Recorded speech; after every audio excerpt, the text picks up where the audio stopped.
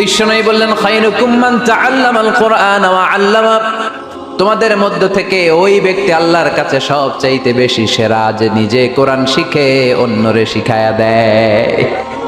আপনি কোরআন শিখলে আপনি সেরা, আবার আপনি যদি শিখায়া দেন তবেও আপনি সেরা।